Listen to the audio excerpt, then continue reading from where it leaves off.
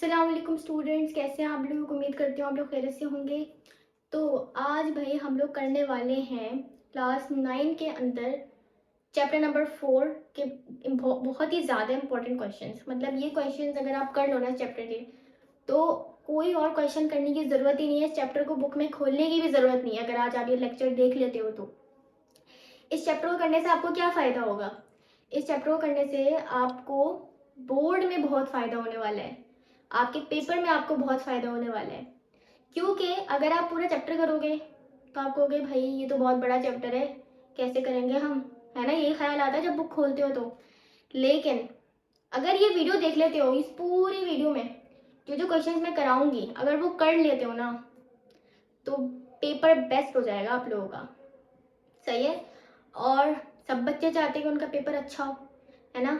तो इसीलिए ये वीडियो मैं बना रही हूँ ताकि आपको बहुत कम टाइम में बहुत ज़्यादा याद करने को मिल जाए। मतलब आप थोड़े से वक्त में बहुत सारी चीज़ें कर लो जो कि आपके पेपर में आपको हेल्प करेंगी। ठीक है, तो फिर स्टार्ट करें फिर लेक्चर। चलो स्टार्ट करते हैं फिर। तो कुछ क्वेश्चंस मैंने यहाँ पे लिख दिए हैं, ठीक है। और ये तो अभी मैंने तीनों क्वेश्चंस लिखे हैं, अभी और भी कुछ क्वेश्चंस हैं। मैक्सिमम 6 से 7 क्वेश्चंस हैं बस। अब आप ये मत कहना कि भाई ये तो 6 से 7 इतने सारे क्वेश्चंस हैं।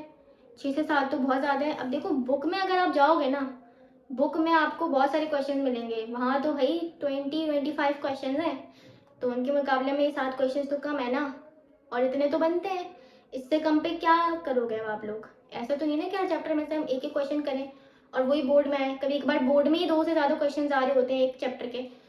तो ये क्वेश्चन सेफ साइड पर रखकर आप लोगों के लिए बनाए गए हैं, ठीक है। मोस्ट इम्पोर्टेंट क्वेश्चंस को निकाला गया है, पास पेपर से बनाए गए हैं, ठीक है। पहली बात तो ये है। और दूसरा, देख के बनाए गए हैं कि भाई ये कोई कौन कौन से साल में आए हैं और कौन कौन से साल में आने का इनका चांस है। तो फायदा हो गया ना भाई आप लोगों को। तो आ जाओ फिर स्टार्ट करते हैं। सबसे पहले कोवेलेंट बॉन्ड और डेटिव बॉन्ड के डिफरेंसेस हैं।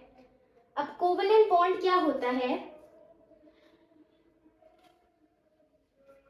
बिल्कुल सही बोले आप लोग।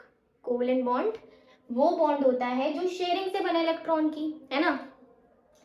और डेटिव बॉन्ड क्या होता है फिर, अगर कोवेलेंट बॉन्ड शेयरिंग से बन रहा है तो डेटिव बॉन्ड भी कोवेलेंट बॉन्ड की बहन भाई ही है। सही है, दो इसका बहन भाई ही है। कोवेलेंट बॉन्ड में क्या होता है भाई, ये देखो। फॉर एग्जाम्पल ये एक एटम है और ये दूसरा एटम है बी। इसके पास ये इलेक्ट्रॉन था, इसके पास ये इलेक्ट्रॉन था। अब देखो इसकी एग्जाम्पल ऐसे है कि भाई 2 क्लास में बच्चे हैं।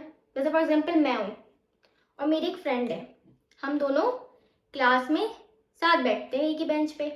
अब मेरे एक दोस्त ने बोला कि यार मेरे पास पेंसिल नहीं है, और मैंने बोला कि यार मेरे पास इरेजर नहीं है। तो हम दोनों ने एक डिसीजन लिया। हमने कहा एक काम करते हैं भाई, हम दोनों बैठे हुए ना, हमारे बीच में जो जगह है डेस्क पर, तुम अपनी पेंसिल रख दो उधर, मैं अपना इरेजर रख देती हूँ उधर। इससे क्या होगा, हम दोनों की चीज़ बीच में रख देंगे हम दोनों। तो तुम भी यूज़ करते रहना, मैं भी यूज़ करती रहूँगी तुम्हारी इरेजर पेंसिल, और मैं तो इरेजर पेंसिल, हम दोनों यूज़ करते रहेंगे। तो इससे क्या होगा, हम दोनों के पास ऐसे कंसीडर होगा कि मेरे पास भी पेंसिल इरेजर है और उसके पास भी, क्योंकि वो भी किसी भी वक्त यूज़ कर सकती है, मैं भी किसी भी वक्त यूज़ कर सकती हूँ। तो कोवेलेंट बॉन्ड बिल्कुल ऐसा ही है। इसके पास था इरेजर, यानी कि इसके पास एक इलेक्ट्रॉन था, और इसके पास थी पेंसिल, इसके पास भी एक इलेक्ट्रॉन था। अब इन दोनों ने कहा यार हम क्या करते हैं, मुझे भी 2 इलेक्ट्रॉन चाहिए, इसको भी 2 इलेक्ट्रॉन चाहिए थे। तो इन दोनों ने क्या करा, इन दोनों ने अपने दोनों इलेक्ट्रॉन को बीच में रख दिया ऐसे करके, ए और ये बी। अब ये जो 2 इलेक्ट्रॉन्स है ना, ये इसके पास भी हैं और ये इसके पास भी हैं। तो इस तरीके से ये काम होता है कोवेलेंट बॉन्ड का। अब आ जाते हैं हम लोग कोऑर्डिनेट कोवेलेंट बॉन्ड पे। ये क्या चीज है भाई देखो, अब आ जाओ दोबारा से ए और बी पे। अगेन दोबारा से एग्जांपल सुनो। मैं हूं, ठीक है, और मेरी दोस्त है, दोबारा से वही वाली दोस्त जो मेरे साथ बैठी हुई थी। अब मेरे पास पेंसिल इरेजर दोनों हैं और मेरी दोस्त के पास दोनों ही नहीं है, कुछ नहीं लाती वो। अब वो मुझसे बोलेगी यार इसरा मुझे पेंसिल इरेजर दे दो, मुझे भी यूज़ करना है। अब मैं बोलूँगी कि भाई यूज़ तो मुझे भी करना है, मुझे भी यूज़ करने हैं, तुम्हें भी यूज़ करने हैं, तो एक काम करती हूँ, मैं तुम्हें शेयर कर देती हूँ और हम ये बीच में रख लेते हैं, मेरा इरेजर पेंसिल बीच में रख लेते हैं, तुम भी यूज़ करती रहो, मैं भी यूज़ करती रहती हूँ। तो ये चीज़ होती है कोऑर्डिनेट कोवेलेंट बॉन्ड में, कि एक ही एटम है, उसके पास पेंसिल इरेजर दोनों है, यानी कि उसके पास 2 इलेक्ट्रॉन्स हैं। सामने वाला एटम है उसके पास कुछ भी नहीं है, तो वो दोनों इलेक्ट्रॉन्स उसको दे देगा, अपने शेयर कर देगा। शेयर करने का क्या मतलब है, बीच में रख देगा। अब सुनो एग्जांपल, ये ए था, इसके पास 2 इलेक्ट्रॉन थे, बी के पास कुछ भी नहीं है, इसने कहा मैं अपने इलेक्ट्रॉन बीच में रख दूंगा, इस तरीके से इसने अपने इलेक्ट्रॉन बीच में रख दिए। तो ये चीज होता है कोऑर्डिनेट कोवेलेंट बॉन्ड। कॉन्सेप्ट आ गया, सही है, समझ आ गया पहली चीज के भाई इनकी बेसिक कॉन्सेप्ट क्या है। अब आ जाते हैं इनके डिफरेंसेस पे। अब देखो डिफरेंसेस के लिए हम क्या करेंगे कि वीडियो बहुत ज़्यादा लंबी ना हो, ठीक है, कम वक्त में ज़्यादा चीज़ें कवर हो जाए, आप लोग भी बोर ना हो जाए वीडियो देख देख के, ठीक है, मेरी बातें सुन सुन के। तो इसलिए हम ये काम करते हैं कि हम यहाँ पे मैं पिक्चर शेयर कर दूंगी आपके साथ, और साथ ही साथ मैं आपको समझाती भी जाऊंगी और सेम वही बात बताऊंगी जो उसके अंदर लिखी है वर्ड टू वर्ड। क्योंकि अगर मैं यहाँ पे पिक्चर लगा के अपनी वर्डिंग्स में यहाँ समझाऊंगी, यहाँ पे मैं अपनी इंग्लिश लिखती जाऊंगी, तो आप लोग तो कंफ्यूज हो जाओगे, आप कहोगे भाई मैं क्या कर रही है, यहाँ पे कुछ और लिख रही है, यहाँ पे कुछ और लिख रही है, हम क्या याद करें दोनों में से, भाई तो मिक्सअप हो रहा है दोनों चीजें। तो इसलिए आपके आसानी के लिए हम यहाँ पे पिक्चर शेयर करेंगे, लेकिन उसी को साथ ही साथ यहाँ बोर्ड पे भी करते रहेंगे। तो चलो पिक्चर शेयर कर देते हैं। सबसे पहले पिक्चर शेयर हो गई है आप लोगों के साथ आयोनिक बॉन्ड और कोवेलेंट बॉन्ड और कोऑर्डिनेट कोवेलेंट बॉन्ड की, सही है। अब देखो इसमें पहला पॉइंट क्या लिखा हुआ है, पहला पॉइंट इसकी डेफिनेशन का लिखा हुआ है। डेफिनेशन तो हमने पूरा कॉन्सेप्ट ले लिया, क्या लिखा हुआ है, bond form by sharing of electron between atoms. Covalent bond क्या था, जो एटम्स के बीच में शेयरिंग हो रही थी, एक पेंसिल दे रहा था, एक इरेजर दे रहा था। डेटिव बॉन्ड में क्या लिखा है, a bond where both electron in the shared pair come from one atom, यानी कि 2 एटम्स के दरमियान में 2 ही इलेक्ट्रॉन है, लेकिन वो दोनों इलेक्ट्रॉन एक ही एटम से आ रहे हैं, तो that is coordinate covalent bond, या फिर हम इसको डेटिव बॉन्ड भी कहते हैं। सही है, डेफिनेशन हो गई। अब दूसरे पॉइंट पे आते हैं, इलेक्ट्रॉन कॉन्ट्रीब्यूशन। अब यहाँ पे मैं नंबर 1 लिख रही हूँ, नंबर 1 से क्या मतलब है कि कोवेलेंट बॉन्ड और कोऑर्डिनेट कोवेलेंट बॉन्ड की कंपैरिजन की बात कर रहे हैं। अब कोवेलेंट बॉन्ड की बात करें, मैं ऐसे लाइन बना देती हूँ ताकि डिफरेंस हो जाए। कोवेलेंट बॉन्ड की बात करें तो हमें पता है कि कोवेलेंट बॉन्ड में 2 एटम्स होते हैं, 2 एटम्स के बीच में बनता है, यही लिखा हुआ है, हर एटम एक इलेक्ट्रॉन कंट्रीब्यूट कर रहा होता है, और इसमें एक ही एटम इन्वॉल्व होता है।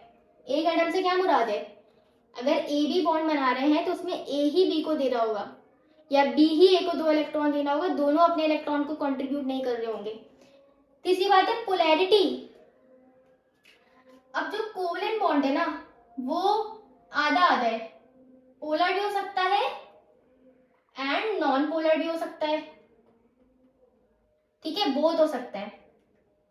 और जो कोऑर्डिनेट कोवेलेंट बॉन्ड है, ठीक है, उसमें क्या लिखा हुआ है, पोलर होता है। अब आप कहोगे ये क्या है भाई पोलर का वर्ड, ये पोलर कैसे है। पोलर बेयर का नाम सुना होगा आप लोगों ने, नॉर्थ पोल साउथ पोल का नाम सुना होगा। पोल का वर्ड क्या होता है भाई, पता है आप लोगों को पोल का वर्ड क्या होता है, इसका मतलब क्या होता है, अगर पता है तो कमेंट में जरूर बताना, लेकिन उससे पहले बताना, मैं बताने वाली हूँ उससे पहले बताना, चीटिंग नहीं करनी है, ठीक है। चलो अब मैं बता रही हूँ। देखो पोलर का मतलब होता है, हम पोलर का वर्ड वहां पे यूज करते हैं जहाँ पे पॉजिटिव नेगेटिव की बात हो रही हो, 2 चार्जेस की बात हो रही हो, ठीक है। जैसे मैग्नेट में होता है ना, north pole south pole, 2 poles हो गए और दोनों एक दूसरे के ऑपोजिट है। अगर नॉर्थ पोल वहां है तो साउथ पोल बिल्कुल इस तरफ होगा, ईस्ट यहाँ है तो वेस्ट उस तरफ होगा। तो जब दो चीजें दूसरे के ऑपोजिट हो तो उनको पोल से हम रिप्रेजेंट करते हैं। अब पोलर और नॉन पोलर कोवेलेंट बॉन्ड हो सकता है।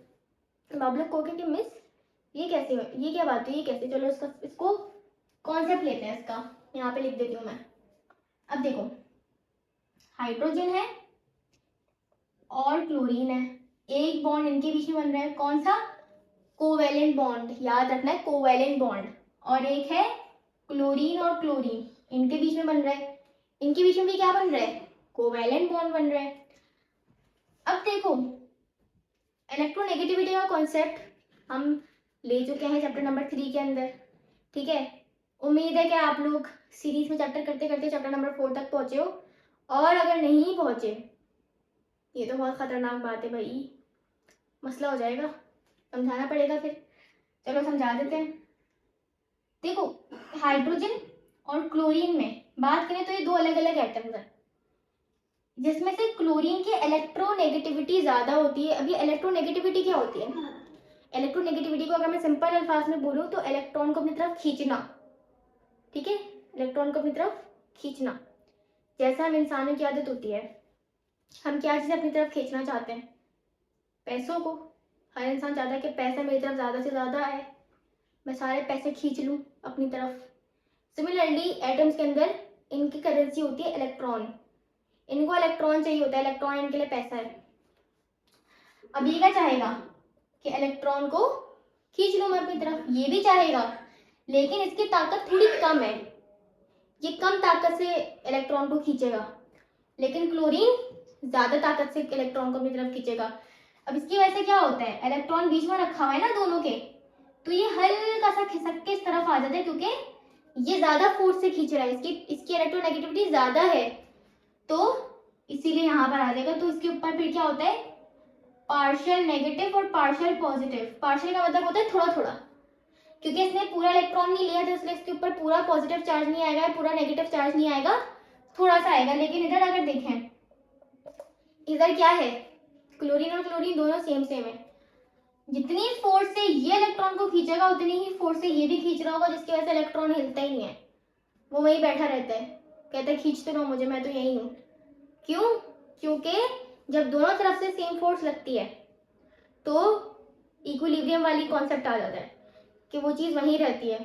जब तक अनबैलेंस फोर्स नहीं लगेंगी वो नहीं हिलेगा, जब इक्वल फोर्सेस लगती है तो इक्विलिब्रियम हो जाता है और फोर्सेस एक दूसरे को कैंसिल कर देती हैं, तो ये दोनों दूसरे की फोर्सेस को कैंसिल कर देते हैं और इलेक्ट्रॉन वहीं रहता है, ठीक है। तो पोलैरिटी का कॉन्सेप्ट आ गया होगा, सही है, समझ आ गया होगा। अब यहाँ पे ये पोलर की बात क्यों कर रहा है कि भाई ये कोऑर्डिनेट कोवेलेंट बॉन्ड और डेटिव बॉन्ड में हमेशा पोलर होता है? क्यों क्यों पोलर होता है?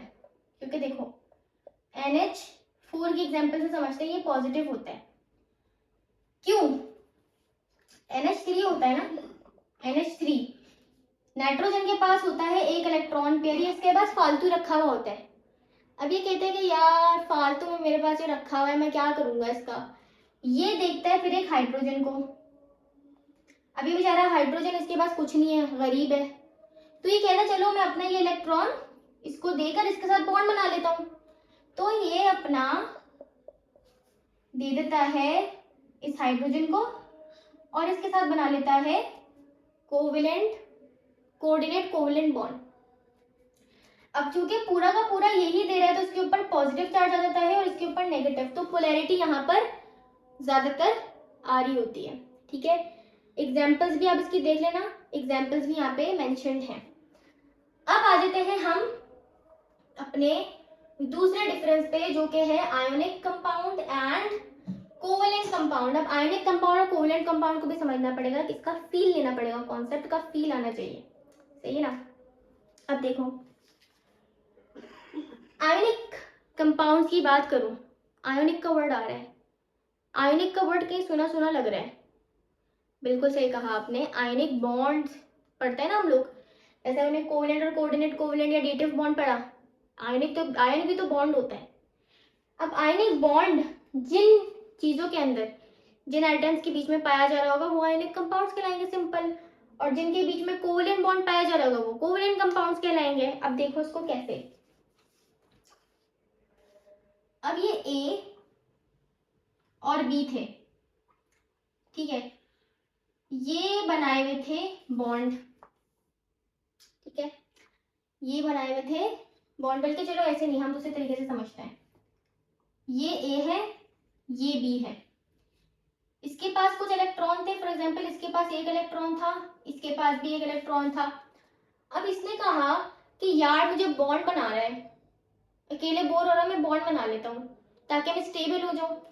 अब ये क्या करेगा, ये अपना इलेक्ट्रॉन इसको दे देगा, ठीक है। अब जब इलेक्ट्रॉन देते हैं तो उसके ऊपर पॉजिटिव चार्ज आ जाता है, और जो इलेक्ट्रॉन लेता है उसके ऊपर नेगेटिव चार्ज आ जाता है, और ये दोनों आपस में बॉन्ड बना लेंगे। तो आयनिक बॉन्ड कैसे बना? मेरे पास 2 इरेजर थे, मैंने कहा यार मेरी दोस्त के पास एक भी इरेजर नहीं है, एक काम करती हूँ, मैं एक इरेजर इसको दे ही देती हूँ हमेशा के लिए, ठीक है। तो मैं क्या करूंगी, मेरे पास तो अपना इरेजर है ही, मैं अपना दूसरा वाला जो एक्स्ट्रा इरेजर है मैं उठा के अपनी दोस्त को दे दूंगी, वो खुश हो जाएगी और मैं भी खुश हो जाऊंगी उसको दे के, ठीक है। तो क्योंकि मैंने दिया है तो उसने मेरे ऊपर पॉजिटिव चार्ज आ गया, उसने लिया है तो उसके ऊपर नेगेटिव चार्ज आ गया। तो सेम यही वाला कॉन्सेप्ट है यहाँ पे।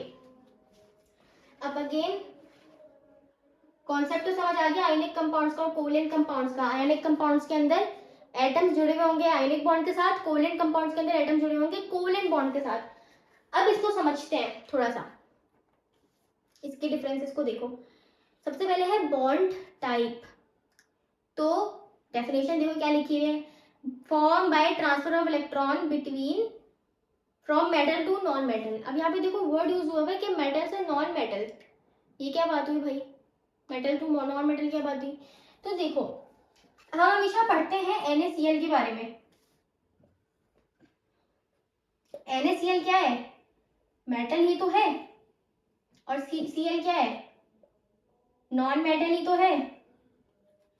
तो जब भी इलेक्ट्रॉन कोई चीज देती है ना वो हमेशा मेटल ही होती है। Na के ऊपर हमेशा पॉजिटिव चार्ज आता है, क्लोरीन के ऊपर नेगेटिव चार्ज आता है, क्योंकि Na मेटल है तो हमेशा इलेक्ट्रॉन देने वाला मेटल ही होता है, ठीक है, और इलेक्ट्रॉन लेने वाला नॉन मेटल होगा।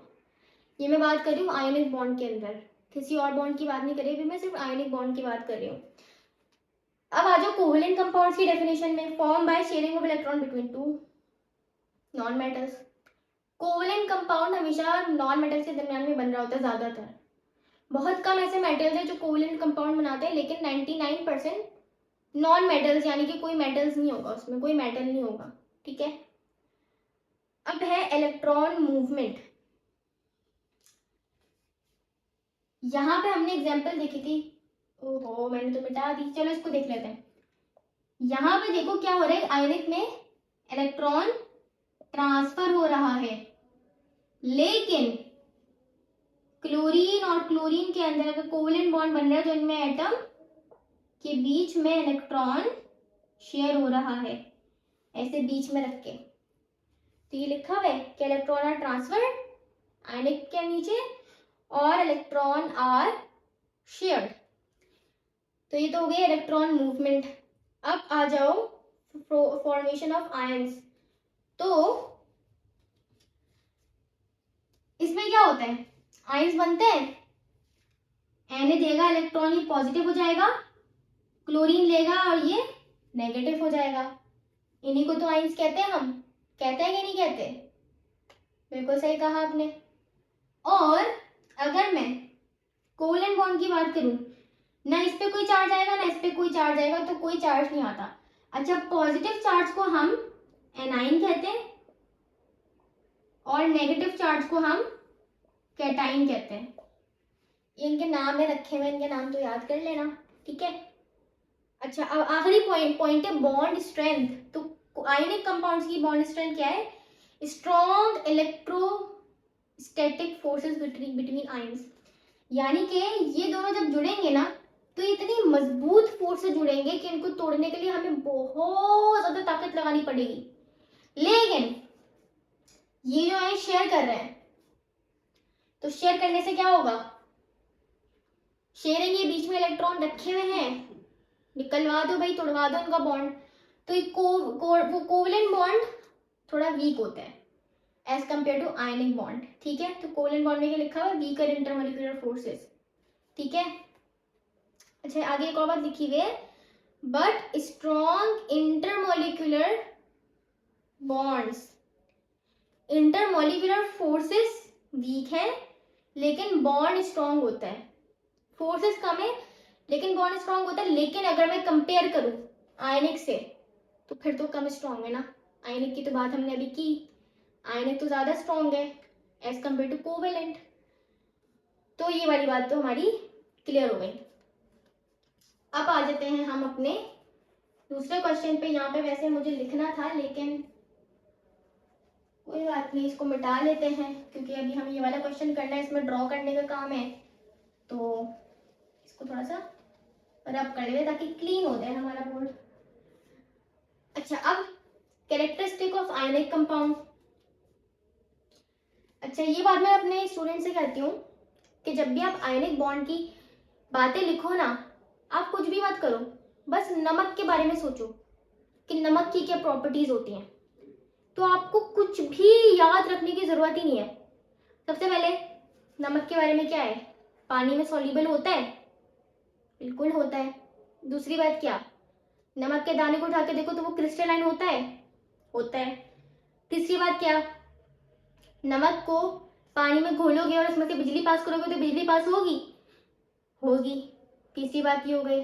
चौथी बात क्या, चौथी बात ये कि नमक का, क्योंकि आयनिक बॉन्ड मैंने बोला बहुत स्ट्रांग होता है, तो उसका मेल्टिंग बॉइलिंग पॉइंट बहुत ज्यादा होता है। नमक को पिघलाने के लिए 900 तक डिग्री, 600 से 900 डिग्री सेल्सियस तक टेम्परेचर देना पड़ता है।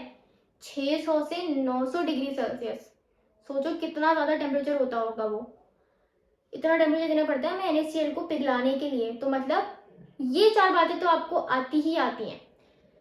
अब हम यहाँ पर आ जाते हैं। सबसे पहले क्या लिखा हुआ है, आयनिक कंपाउंड्स फॉर्म क्रिस्टल। तो पहली बात तो हो गई कि ये क्रिस्टल बनाते हैं, अभी मैंने बताया भी था आपको, देखो आ रहे ना वही वाले पॉइंट, क्रिस्टल बनाता है पहले, तो ये बात हो गई। दूसरी बात क्या लिखा हुआ है, ionic compounds tend to be hard and brittle. अगर आप नमक के दाने उठा के हाथ में पकड़ो तो क्या वो सॉफ्ट सॉफ्ट होते हैं, उसको दबाओ तो वो दबरे होते हैं, नहीं, वो तो हार्ड होते हैं, आप दबाओगे तो चुभने जैसे लगते हैं, वो हार्ड होते हैं। और ब्रिटल का मतलब क्या है कि अगर आप उसके ऊपर कोई भारी फोर्स लगाओगे तो वो टूटेंगे, चूरा चूरा हो जाएंगे, तो ये चीज कहलाती है ब्रिटल। तो दूसरी बात क्या हो गई, हार्ड एंड ब्रिटल, सही है। तीसरी बात, aqueous solution of ionic compound also conduct electricity. देखो देखो आ रही है ना वही वाली बात कि एक्वस सॉल्यूशन ऑफ NaCl, यानी कि NaCl को अगर पानी में डाल के घोल दोगे, या फिर एक और काम भी कर सकते हो आप, NaCl को पिघला लो, लेकिन पिघलाना तो ज्यादा महंगा पड़ जाएगा ना, 900 डिग्री सेल्सियस तक कौन लेके जाएगा। तो हम क्या करें, हमारे लिए आसान तरीका ये, हम पानी में उसको घोल दें, उसमें से बिजली पास करेंगे तो हो जाएगी। तो तीसरी बात क्या हो गई, कंडक्ट इलेक्ट्रिसिटी। चौथी बात क्या है और लास्ट बात, ionic compounds usually dissolve in polar solvent like water and insoluble in non polar solvent. कोई घबराने की बात नहीं है, मैं भी समझा देती हूँ, इसमें कोई मसले वाली बात ही नहीं है। अच्छा तो अब यहाँ पे कुछ एग्जाम्पल्स भी दी हुई हैं हमें, तो हम उसके हिसाब से भी बात कर लेते हैं। तो देखो अब मुझे ये बताओ प्रैक्टिकली, अगर आप पेट्रोल को पानी में मिलाओ तो क्या पेट्रोल पानी में मिक्स हो जाता है, सोचो जरा, कभी करके देखो। अगर नहीं किया, अगर नहीं किया तो मैं बता देती हूँ नहीं होता, और अगर किया है तो आपको ये बात पता होगी कि वाकई में नहीं होता।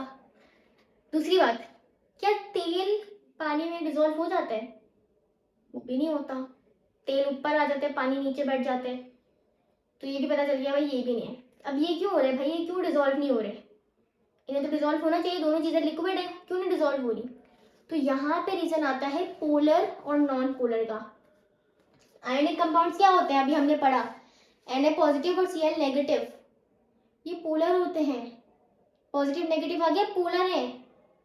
और पेट्रोल और मिट्टी का तेल जिसको केरोसिन कहते हैं, डीजल, ये सब चीजें क्या है, ये नॉन पोलर है। तो हमेशा याद रखना कि पोलर चीज पोलर वाली चीज में डिसॉल्व होगी, नॉन पोलर चीज नॉन पोलर चीज में डिसॉल्व होगी। यानी कि पेट्रोल पानी में डिसॉल्व नहीं होगा, तेल पानी में डिसॉल्व नहीं होगा, लेकिन तेल और पेट्रोल एक दूसरे में डिसॉल्व हो जाएंगे। करके देख लेना, ठीक है। प्रैक्टिकली अगर करोगे ना तो मजा आएगा। करके देखना, पेट्रोल भी घरों में होता है, तेल भी घरों में होता है, सही है। तो अब पानी क्या होता है, पानी पोलर होता है। पानी के बारे में याद रखना, भूलना नहीं। O नेगेटिव होता है और H पॉजिटिव होते हैं इसके पास। तो पानी पोलर होता है, तो इसीलिए पानी के अंदर नमक घुल जाता है। तो लास्ट पॉइंट क्या है, सोल्यूबल इन वाटर, सही है। तो ये बातें हो गई भाई। पेन की इंक भी खत्म होने लगी है, तो मैं ब्लैक पेन यूज करना शुरू कर रही हूँ। अब आ जाते हैं अपने थर्ड क्वेश्चन पर, draw dot and cross structure of H2N2 and O2। सबसे पहले H2 की बात करते हैं। हाइड्रोजन के पास कितने इलेक्ट्रॉन होते हैं, एक इलेक्ट्रॉन होता है। अब फॉर एग्जाम्पल ये मेरा हाइड्रोजन है और ये इसका शेल है, और ये दूसरा हाइड्रोजन है और ये उसका। लगता है थोड़ी ऊपर नीचे बन गए यार, इसको कर लो ना, सही तो है, चलो उसको सही कर लेते हैं। तो ये दो हाइड्रोजन है। अब इन दोनों के पास आखिरी शेल में कितने इलेक्ट्रॉन्स होते हैं, एक एक इलेक्ट्रॉन होता है।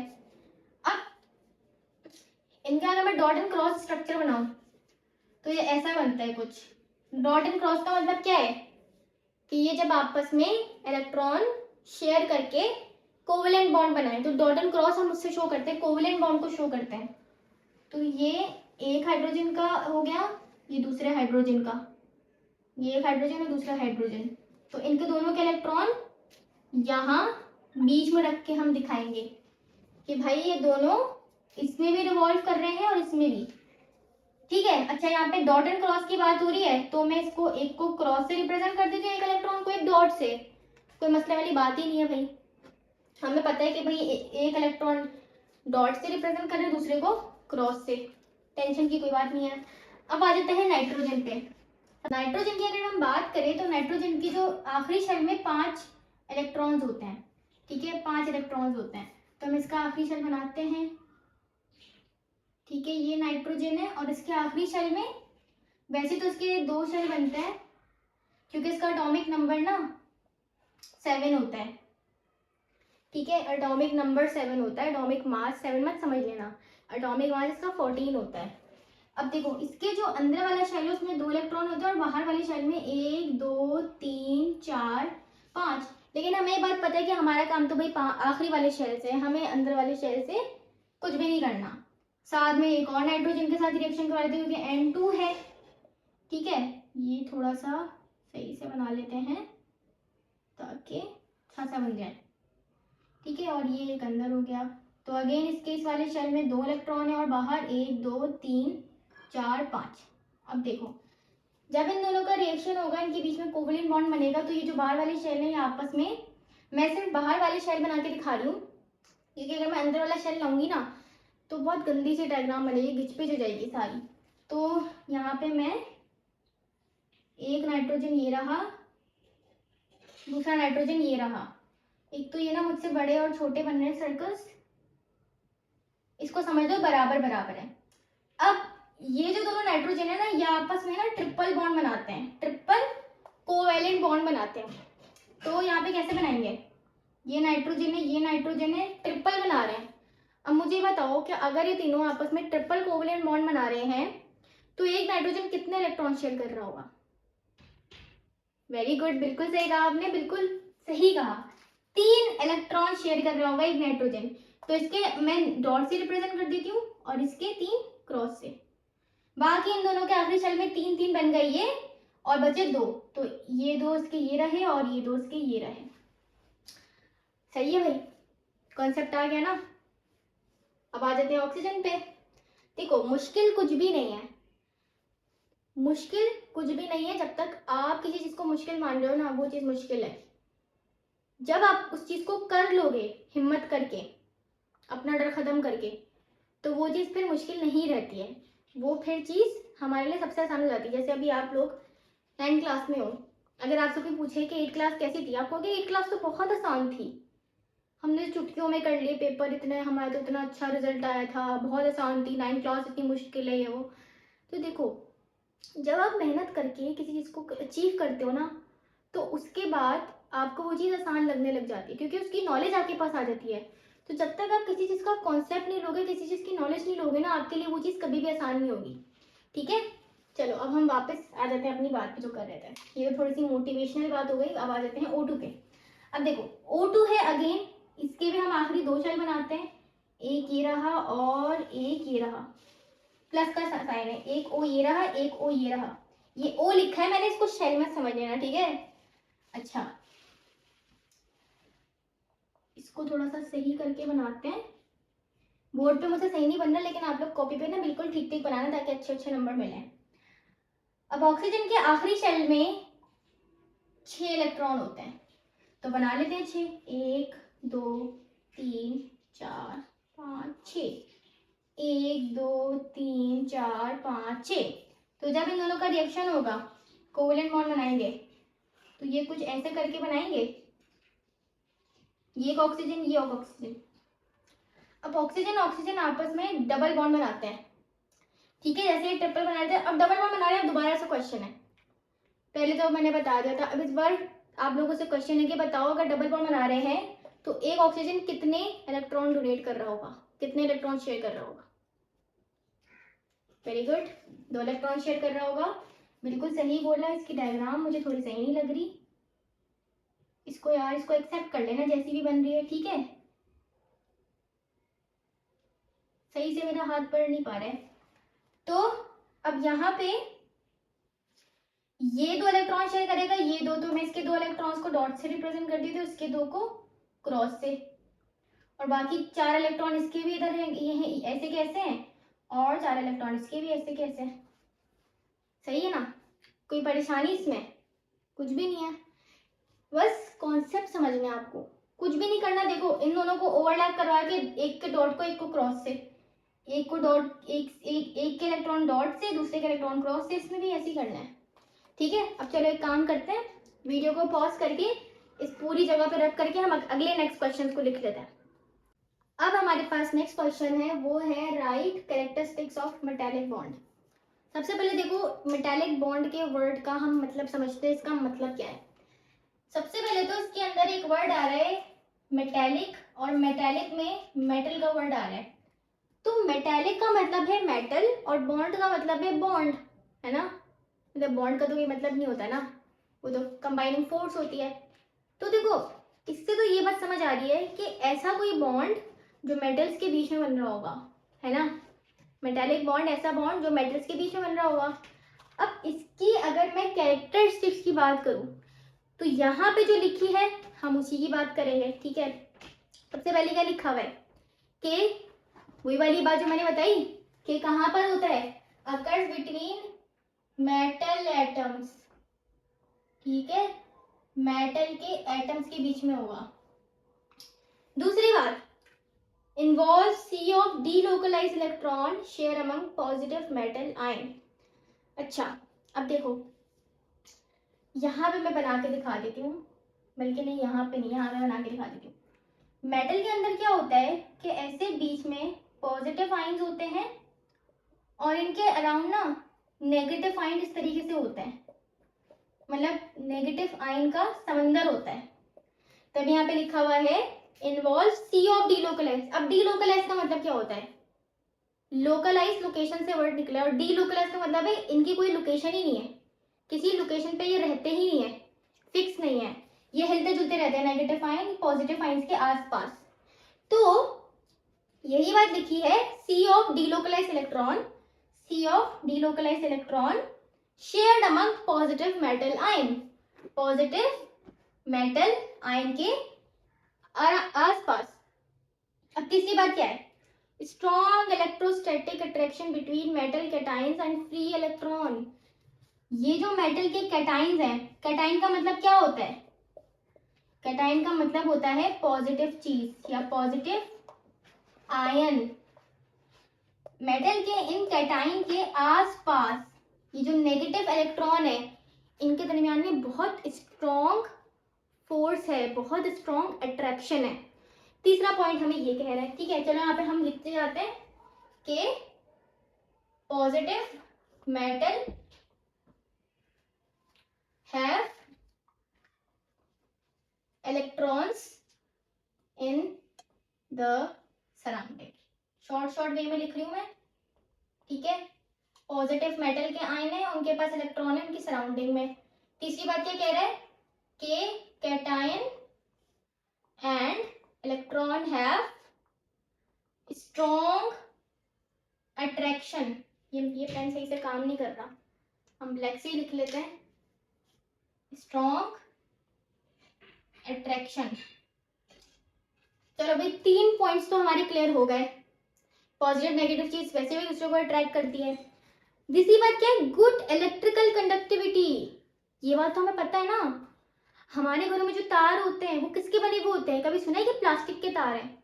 मतलब वो बात तो सही है कि ऊपर से प्लास्टिक के होते हैं, लेकिन अंदर से कभी सुना है प्लास्टिक के हैं? हम क्या बोलते हैं? कॉपर का तार है ना? क्यों? क्योंकि कॉपर एक मेटल है, तो वो इलेक्ट्रिकल कंडक्टिविटी करेगा। अभी समझो कि ये हो क्यों रहा है। हम लोग एक फॉर्मूला पढ़ते हैं फिजिक्स के अंदर कि I equals to Q upon T। Current क्या है? जब कोई भी चार्ज फ्लो करेगा टाइम के रिस्पेक्ट से। अब कौन सा चार्ज भाई? तो ये जो चार्ज होता है ये इलेक्ट्रॉन ही तो होता है। जब इलेक्ट्रॉन किसी वायर में से फ्लो करता है, भागता है, तो हमें नतीजे में इलेक्ट्रिसिटी मिलती है। तो ये जो मेटल्स है हमें दिख रहा है भाई, इसके पास तो बहुत सारे फ्री इलेक्ट्रॉन है। फ्री का मतलब है फालतू है, इनका कोई काम वाम नहीं है, ये ऐसी फ्री रहते हैं। तो ये फ्री इलेक्ट्रॉन जब देखते हैं ना जब जगह मिलती है ना, तो ये भागना शुरू कर देता है। तो क्योंकि मेटल के पास फ्री इलेक्ट्रॉन्स होते हैं, तो इसीलिए ये इलेक्ट्रिसिटी को कंडक्ट करते हैं।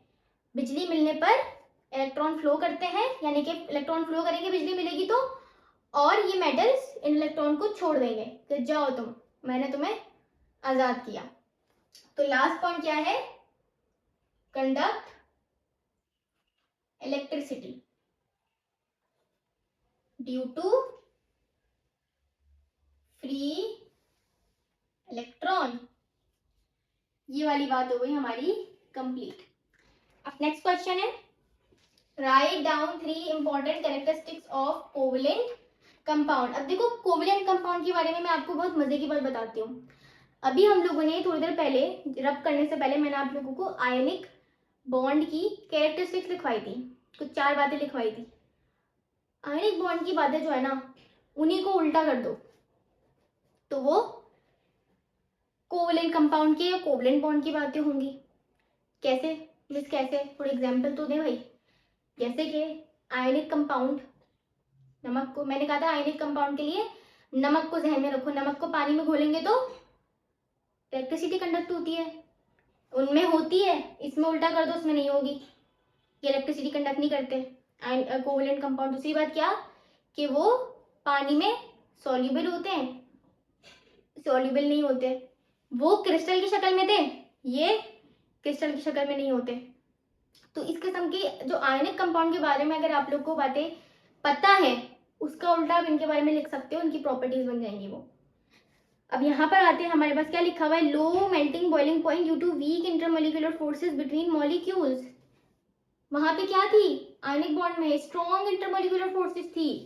तो यहाँ पे क्या है? यहाँ पे उल्टा हो गया, यहाँ पे है वीक इंटरमोलिकुलर फोर्सेस। दूसरी बात, poor conductor of electricity because they do not have free ions और इलेक्ट्रॉन्स। वही वाली बात हो गई, पुअर कंडक्टर ऑफ इलेक्ट्रिसिटी। तो पुअर, ये पेन तो चल ही नहीं रहा था, ये तो भूल ही गए हम। Poor electrical conductivity. तीसरी बात क्या है, ये देखते हैं, usually exist as gases, liquid और soft solid at room temperature.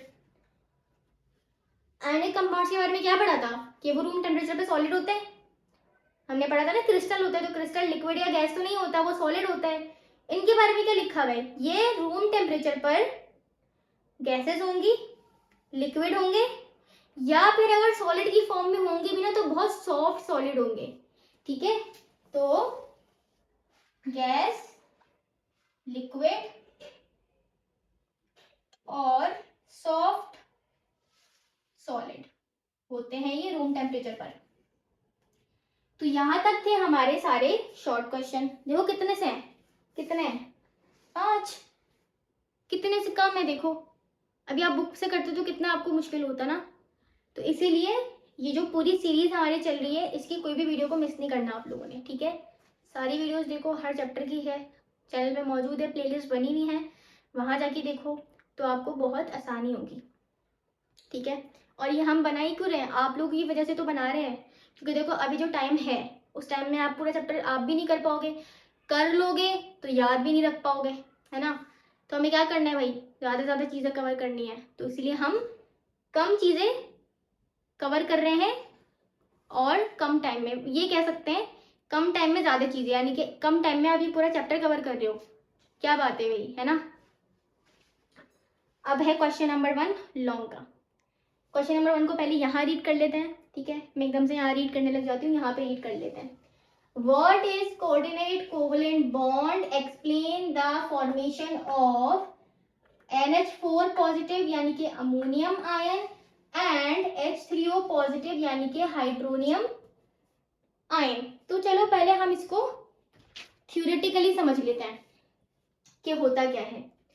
जब हम HCl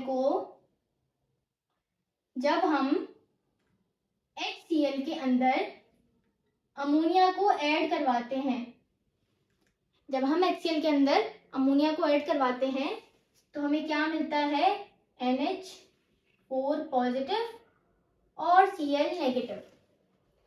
ये तो मैंने ऊपर से बात कर दी।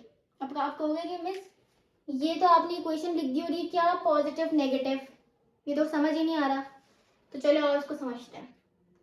होता क्या है कि मैं नाइट्रोजन बनाती हूँ और इसके साथ हाइड्रोजन है 3। हमने अभी जब स्ट्रक्चर बनाए थे हमने बात की थी कि नाइट्रोजन के आखिरी शेल में 5 इलेक्ट्रॉन होते हैं। होते हैं कि नहीं होते, सही कहा, होते हैं। तो हमें दिख रहा है 5 में से 3 तो इसके साथ बॉन्ड बनाए हुए हैं। हमेशा याद रखना आखिरी शेल के इलेक्ट्रॉन ही बॉन्डिंग करते हैं, आखिरी से पहले वाले शेल में नहीं करते। ठीक है, तो 3 यहाँ पे हाइड्रोजन के साथ बॉन्ड बनाए हुए, तो उसके बाद बचे 2 इलेक्ट्रॉन जो कि इसका लोन पेयर कहलाएगा। जब भी 2 इलेक्ट्रॉन बच रहे होते हैं ना किसी भी एटम के पास तो वो उसके लोन पेयर कहलाते हैं। और हमने इसको जब डाला HCl के अंदर तो H में क्या हुआ, H पॉजिटिव होता है और Cl नेगेटिव होता है।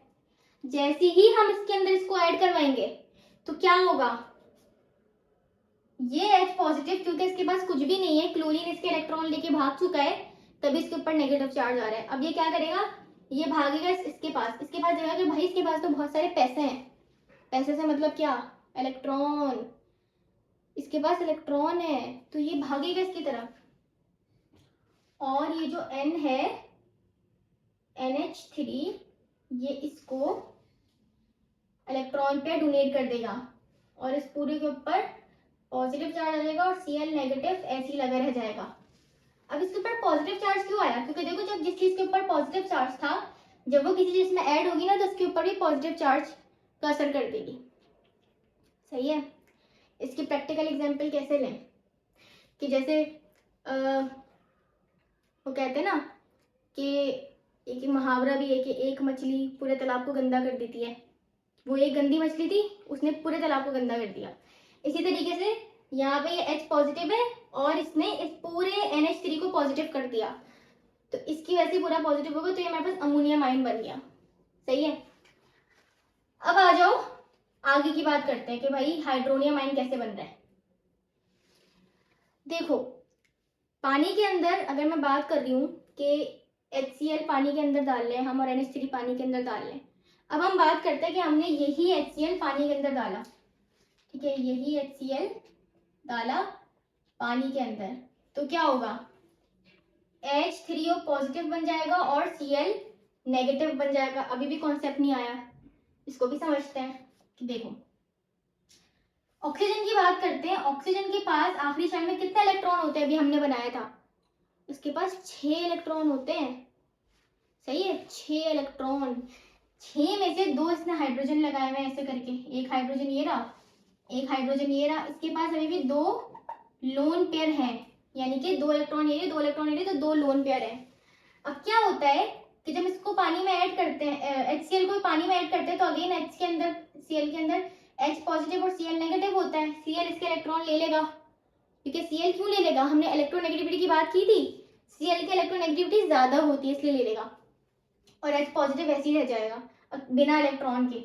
तो दोबारा से क्या होगा, ये भागेगा इस ऑक्सीजन की तरफ। इसके पास क्या है, लोन पेयर है, पैसे हैं इसके पास बहुत सारे, तो ये गरीब इन पैसे वाले आदमी के पास भागेगा, और फिर क्या हो जाएगा, यहाँ पे ये ऑक्सीजन, इसके पास 2 हाइड्रोजन तो पहले से लगे हुए थे, ये इसको, इस वाले हाइड्रोजन को, इस एरो का मतलब क्या होता है, ये एरो बता रहा है कि यहाँ पे लोन पेयर डोनेट हो रहा है।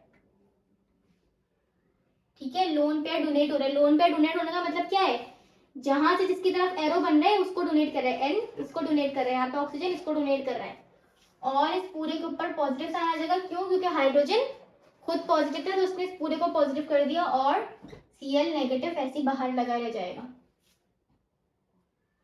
सही है, तो ये समझ आ गया, कॉन्सेप्ट आ गया। अब थोड़ी इसकी वर्डिंग समझ लेते हैं। वर्डिंग्स में क्या लिखा है कि the type of bond in which bond pair of electron is constituted by one atom only. Coordinate covalent bond की डेफिनेशन लिखिए कि एक ही एटम इलेक्ट्रॉन पे डोनेट कर रहा होगा, ठीक है, शेयर कर रहा होगा, तो ये कोऑर्डिनेट कोवेलेंट बॉन्ड कहलाएगा, इनके बीच में जो बन रहा है। अब यहाँ पे क्या लिखा है कि जब अमोनिया रिएक्ट करेगा H पॉजिटिव से in aqueous solution of N acid, basically क्या होता है कि ये जो HCl होता है ना, ये जो HCl, ये इसका एक्वस सॉल्यूशन में होता है। एक्वस सॉल्यूशन का मतलब क्या होता है, ये HCl बिल्कुल कंसंट्रेटेड नहीं होता, बल्कि इसके अंदर कुछ पानी भी मिला हुआ होता है, और फिर हम NH3 को ऐड करवा रहे हैं इसके अंदर। ठीक है, तो एक्वस सॉल्यूशन होगा, यानी कि पानी और HCl है, उसके अंदर हमने अमोनिया को ऐड करवाया, तो HCl में से जो हाइड्रोजन है वो निकल कर, ये लिखा हुआ है ना कि when ammonia reacts with hydrogen, ammonia ने हाइड्रोजन के साथ रिएक्शन करा in aqueous solution of N acid. Aqueous solution of acid, HCl acid है।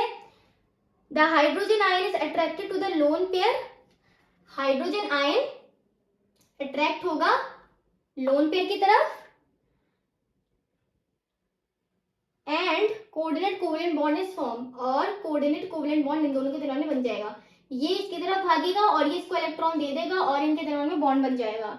उसके बाद हाइड्रोनियम आयन की बात लिखी हुई, डायग्राम इसकी भी यही बनी हुई है। अच्छा, इसमें कंफ्यूज मत होना, मैंने हाइड्रोजन तीनों के साथ एक साथ लगा दिए, इसके साथ आप हाइड्रोजन ऐसे भी लगा सकते हो, नाइट्रोजन के साथ, नाइट्रोजन है, ये किसका है हाइड्रोजन, ये एक हाइड्रोजन, ये एक हाइड्रोजन, और चौथा वाला U, तो ऐसे भी बना सकते हो या फिर ऐसे भी बना सकते हो, इसमें कोई वो नहीं है। अब हाइड्रोनियम आयन में भी क्या हो रहा है कि when hydrogen chloride dissolve in water, HCl को जब पानी में डाला जाता है तो क्या हो रहा है, hydrogen ion is attracted to the lone pair of electron which is available on oxygen. Hydrogen ion, यहाँ पर आ जाते हैं, हाइड्रोजन आयन अट्रैक्ट होता है वाटर के अंदर जो ऑक्सीजन है उसके इलेक्ट्रॉन पेयर से, और क्या लिखा हुआ है, एंड हाइड्रोजन हाइड्रोनियम आयन, इसको कहा जाता है, ये जो बना है ना इसको कहा जाता है हाइड्रोनियम आयन, और इसको कहा जाता है अमोनियम आयन, अमोनियम आयन। ठीक है, तो ये बन जाते हैं, सिंपल बात लिखी हुई है। अब आ जाते हैं हम अपने लास्ट क्वेश्चन पे, what is ionic bond, explain the formation of ionic bond between sodium and chlorine atom, thus ionic compound sodium chloride form. भाई आयनिक बॉन्ड की डेफिनेशन बतानी है, और सोडियम और क्लोरीन के बीच में आयनिक बॉन्ड कैसे बन रहा है उसके बारे में बताना है। ठीक है, तो सबसे पहले हम थोड़ी सी इसकी एक्सप्लेनेशन देख लेते हैं और फिर आगे बात कर लेते हैं। इसको रब कर लेते हैं, इसका तो हम, मैं सोडियम की बात करूं तो सोडियम ग्रुप 1A का होता है, और सोडियम के पास टोटल इलेक्ट्रॉन कितने होते हैं, सोडियम के पास होते हैं इसका होता है 11 इलेक्ट्रॉन होते हैं, ये इसका एटॉमिक नंबर होता है। क्लोरीन की बात करूं, क्लोरीन होता है ग्रुप 7A का और इसके पास होते हैं 17 इलेक्ट्रॉन। ये मैं इसके एटॉमिक नंबर की बात कर रही हूँ, एटॉमिक नंबर की, ठीक है। अब अगर इसको थोड़ा सा और ठीक से देखा जाए, ये वाला एरिया रब करके हम यहाँ पे भी बात कर लेते हैं थोड़ी सी,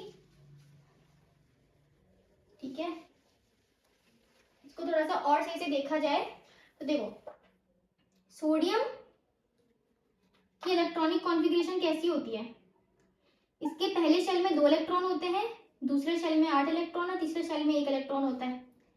क्लोरीन की बात करें तो क्लोरीन ग्रुप 7 का है, इसके पहले शेल में 2 इलेक्ट्रॉन होते हैं, दूसरे शेल में 8 और तीसरे शेल में 7, तभी इसके 17 हो रहे हैं और इसके 11 हो रहे हैं। अब देखो क्लोरीन, ये सोडियम और क्लोरीन क्या चाहते हैं कि इनका जो आखिरी वाला शेल है ना, इन दोनों का, इसमें 8-8 इलेक्ट्रॉन हो जाए, दोनों के 8-8 इलेक्ट्रॉन हो जाए। लेकिन देखो एक मसला है, क्या सोडियम को ऐड करने के लिए कितने इलेक्ट्रॉन चाहिए, 7 इलेक्ट्रॉन। क्लोरीन को ऐड करने के लिए कितने चाहिए, 1 इलेक्ट्रॉन। तो किसके लिए आसान है, ऑफ कोर्स क्लोरीन के लिए आसान है। आपने भी सोचा होगा क्लोरीन के लिए आसान है, तो बिल्कुल ठीक सोचा है। तो अब क्या करता है क्लोरीन, एक तो इसकी इलेक्ट्रोनेगेटिविटी भी ज्यादा होती है। इलेक्ट्रोनेगेटिविटी का मतलब इलेक्ट्रॉन खींचने की सलाहियत, और इसकी इलेक्ट्रोनेगेटिविटी कम होती है। अब होता क्या है कि जब सोडियम और क्लोरीन का रिएक्शन होने लगता है तो सोडियम क्या करता है, एक इलेक्ट्रॉन निकाल कर Na पॉजिटिव बन जाता है। अभी जो एक इलेक्ट्रॉन निकला है ना, देखो क्योंकि सोडियम ने एक इलेक्ट्रॉन क्यों निकाला, एक तो ये मेटल भी है और मेटल फौरन इलेक्ट्रॉन निकाल देता है। दूसरा क्या है, इसके पास आखिरी शेल में एक ही इलेक्ट्रॉन है, इसको साथ कौन देगा, तो ये रिएक्शन करने के लिए कॉम्प्रोमाइज कर लेगा और कहता है ठीक है मैं अपना इलेक्ट्रॉन दे रहा हूँ, जाओ जी लो जिंदगी। तो ये अपना इलेक्ट्रॉन दे देता है। और ये जो क्लोरीन है, ये चालाक क्लोरीन, ये बेचारे इसका एक इलेक्ट्रॉन ले लेता है और Cl नेगेटिव बना लेता है। अब ये पॉजिटिव और ये नेगेटिव है, तो ये Na पॉजिटिव और Cl नेगेटिव आपस में मिलकर NaCl बना लेते हैं। तो इसमें कोई प्रॉब्लम थी, कोई प्रॉब्लम ही नहीं थी। अब इसके बाद मैं अगर बोलूं कि सोडियम की इलेक्ट्रॉनिक कॉन्फ़िगरेशन लिखूं, तो सोडियम की इलेक्ट्रॉनिक कॉन्फ़िगरेशन क्या हो गई होगी, 2,8 बस। और क्लोरीन की 2,8,8, क्योंकि इसने अपना एक इलेक्ट्रॉन इसको दे दिया तो इसके साथ पे 8 हो गए, ठीक है। और अगर इसकी मैं डायग्राम बनाऊं सोडियम की, ये इसका पहला शेल, पहले शेल में 2 थे, फिर ये इसका दूसरा शेल, दूसरे शेल में 8 थे, और ये फिर इसका तीसरा शेल। इसी तरीके से क्लोरीन का भी बनाते हैं, ये इसका पहला शेल, ये इसका दूसरा शेल और ये इसका तीसरा शेल।